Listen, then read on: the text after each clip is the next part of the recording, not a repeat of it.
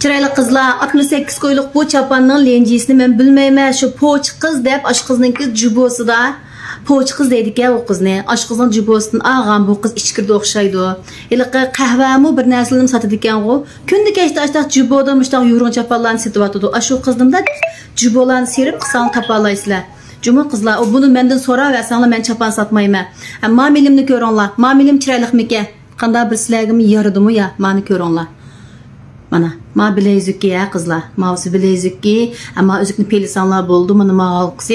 Ma zincirimnin özünün lan altınsı 250 gram altınsı var.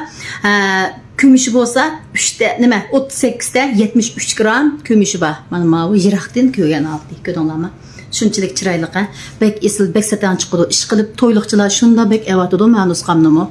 Yaman çıraylık bek yaram çıqqan. Onun üstüge ma bilezükimi qaranglar. Ma niyet itipli olimiz. Şunda bek çıraylık çıkıdı. Mana. Gödünlarmi? Bir işençilik süpetli qaplama altın alma deydigan tuqqanlar.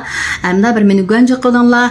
Bir taldan mehirlik yürügünlarni berip inkas rayına qızıl güllarni jaqraq bir yollab qo'yinglar.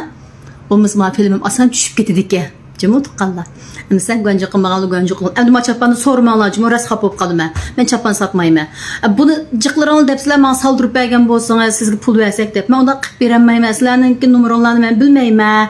Shu qiz har bir chapanni ko'rsatib turib, ma chapanni manchinchi numar manch kilo keldi, manchinchi numar manch kilo keldi deb turib qildiki. Shu qizning da o'zinglar aç qolgan gapini yaxshi tinglab o'zinglar setib olsanglar bo'ldi cuma. Lekin haqiqatan bek Esilbek işqilbek yaram noç yaptı. 69 koyga bir tal pofaykim bermeydi, ganserim bermeydi. Mundalan de içimiz köygen iştanım bermeydi tahi. İşqilib berkat tip kelsin aşk kızvalı. Soğudları diyen rarı soğuk kelsin. Ama muşunda gencen kızvalı ikenci bu. Ma bir barmak yalğız kep qağıdek kızvalıga. Munda barmak diyen netçisi bolsu boğudek. İşqilib bet canım alsatı diken. Hoş olup qalısılar. Müşşapının ilip menden söyünüp qalısılar diken. Ras men bek hoş oldum. Her bir manından birini aldım. Anglaxondan birini aldım. Qarkökdən birini aldım. Qızıldan birini aldım. Her bir işqilib ağan çapallarımni keysem. Aşk kızalga bir qitim rahmet deyme. Oy soğudlarınız bek. Aşk kızalının soğudları şunda bir ravajlanıp kessin. Acep cın iş qıldıgan kızal eken dep. Şununda nemen es qıldım desanglar. Juboçılının hammasi yağan saxtbaz olmaydı. Ama şunda süpetlik bo'lgan, yaxshi bo'lgan mallarni arzon muvofiq bahada chiqarib bersak, xarida ajoyib xush bo'ldi ekan. Birsi 10-100 ming olib ketadi ekan.